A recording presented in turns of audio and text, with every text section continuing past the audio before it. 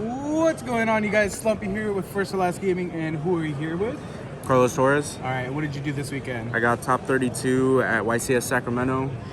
All right, and what deck were you playing? I was playing Yubel Fiendsmith. Okay.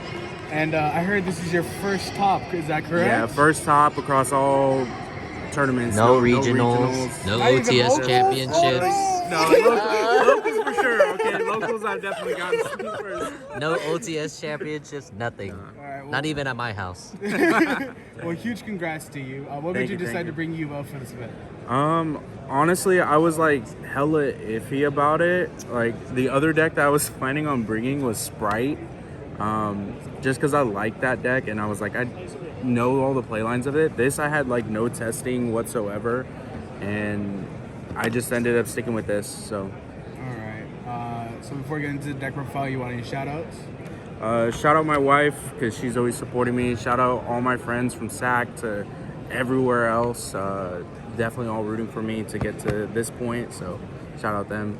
Shout out Kyle behind the camera because He's a hater. he always likes. Shout out me for always believing. Exactly. Alberto for always putting me down, so it builds me up. Yes, sir. All right. Nah, not Chris. We don't like Chris. Marcos, forget him. Yeah. Danny though. Yeah. Danny, though, That is yeah. good. All right. Well, let's go ahead and get to this deck profile. All right. We'll start off main deck. So I played the 2 bricks and then the 2 spirits. This is kind of all I really needed. I didn't feel comfortable bumping this down to 1 or up to 3. I think 2 was perfect number. I saw it when I need it, didn't see it when I didn't. So just those. Played triple Lotus. Usually game 2s or 3s when I'm going second. I sometimes sided one out just because I didn't want to clog my hand with a bunch of normal summons. 2 Squirmer. I was back and forth on this to 2 to 3. I saw a lot of lists playing 2. Thank you. I decided to put it at 2. I didn't need the 3rd ever. Honestly, there was rarely times where I needed the 2nd, but it was fine. The 1 pain, you don't really want to see it. You want to like combo it out.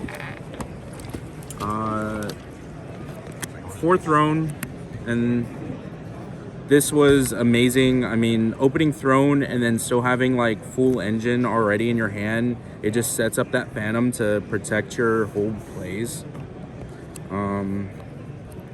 Let's see, for the Spirit Gate engine, it was 2, 1, 3.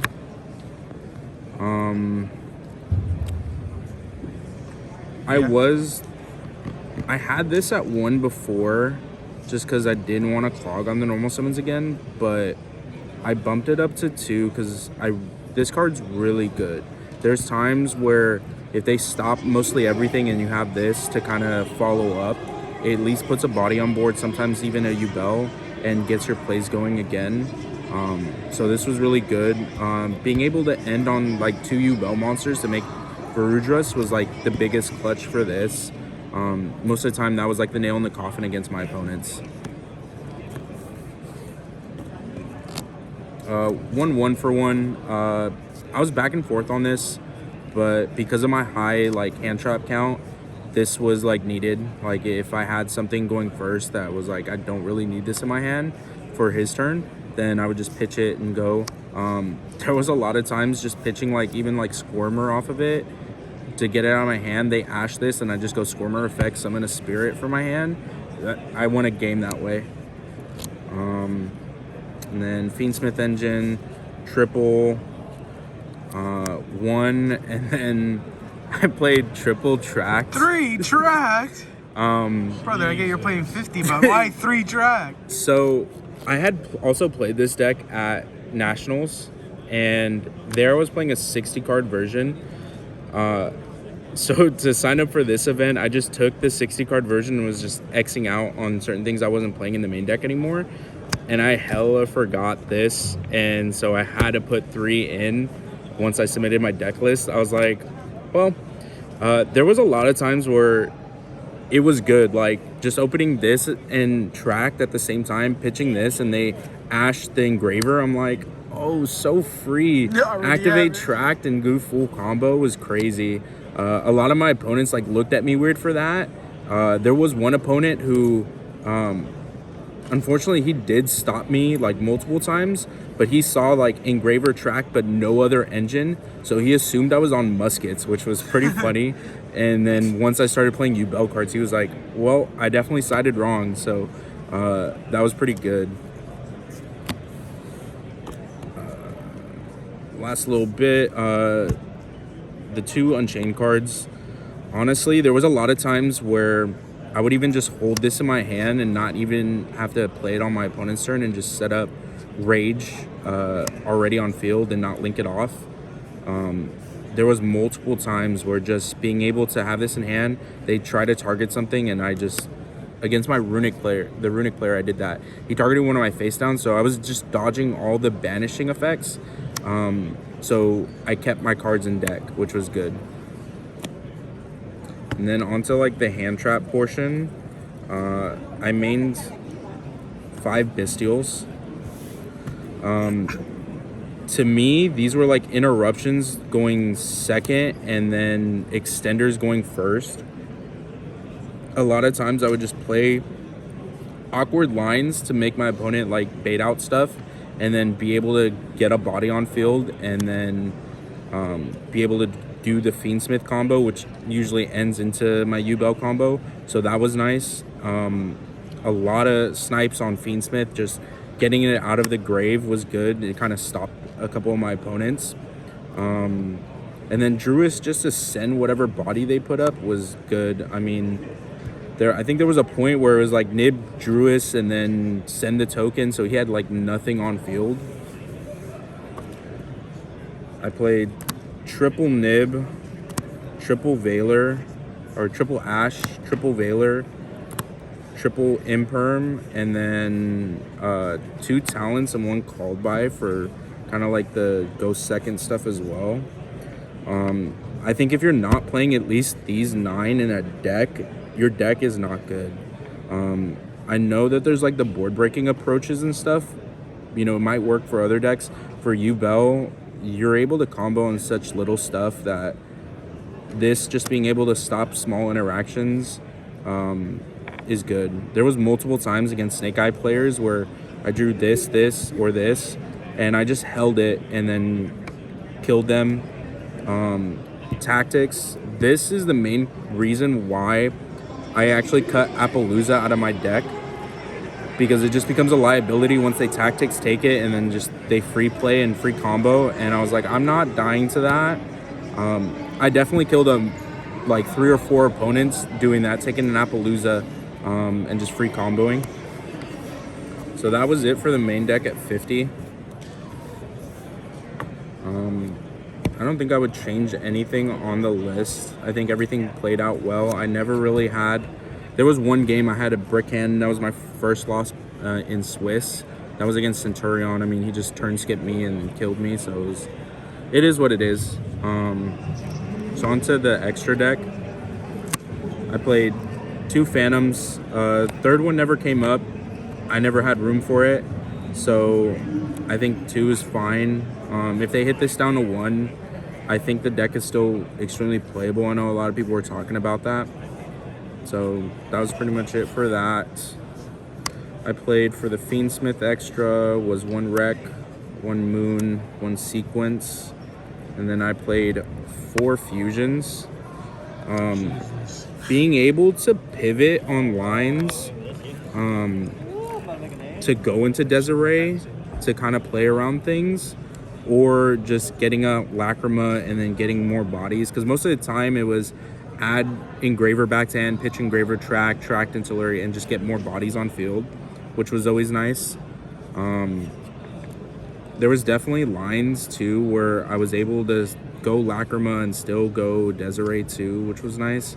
Honestly, every time I was making neck whip, I was in a losing situation going into like already getting hand trapped and stuff. I didn't really see, like, yeah, I know it makes Fiendsmith 1 card combo cool, whatever. but to me, like, I was always losing every time I made this. So I don't know if I'm gonna take it out or not, but that was just something that happened to me. Unchained, 1 Yama, 1 Rage. Like I said, usually search Survivor with this and then Rage. I kept it on the field most of the time and didn't link it off. It plays around all the Bystials and stuff. 1 Muckraker and 1 SP to finalize the links. This was the spot I took Appaloosa. I took this over it, just against all like the board break stuff. Ending on this on your board with everything else, Tenpai's not like killing you. There was multiple times where I would just tribute this off when they regect me or whatever, and then play a line to get it back as well, and just it helped a lot. Final 2 Exceeds, Varudras, and Wave King.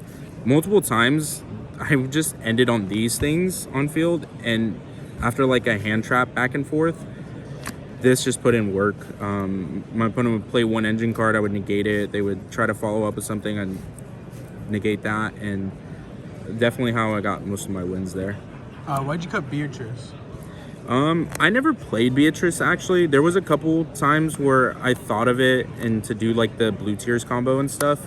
I just found it in this deck a little like win more. Like, I don't naturally go into that stuff to be able to like play, and like even Beatrice on the field isn't like cool. It's a body, but I rather have like Fiends on my field just to kind of play that way. A lot of times I get Fiend Lock if I'm playing like go with the Muck and everything, so the Beatrice isn't sustainable really. Going into the side, I played Trip Molchamry. I don't think this ever really resolved for me. It always got ashed, and I was totally fine with it because it was one less hand trap in their hand I had to deal with. So it was nice. Triple Ghost Sister. If we were getting close to time, I usually put it in.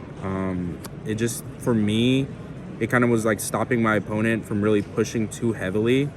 It's also just max C whenever there's less than 15 minutes left. Yeah, but it was nice. I don't think there was ever a point where like this like won me a game. It was just kind of like it stopped them, and then I was able to push and kill, so that was nice. Triple Thrust with the 3rd talent, Barrier, and a Different Dimension Ground. This is what I chose instead of like maining the the Beatrice and do the Angel Tears and stuff, because that's essentially what these two set. This came in a lot going first, and then depending on the matchup, like Tenpai or Snake Eye, like that's where it went in. It was, I think I resolved it once, and really all it got me was like terraforming into Field Spell and then full combo, which was nice after he just threw a couple hand traps at me. That's pretty much it for that. The last 3 were just triple Cosmic.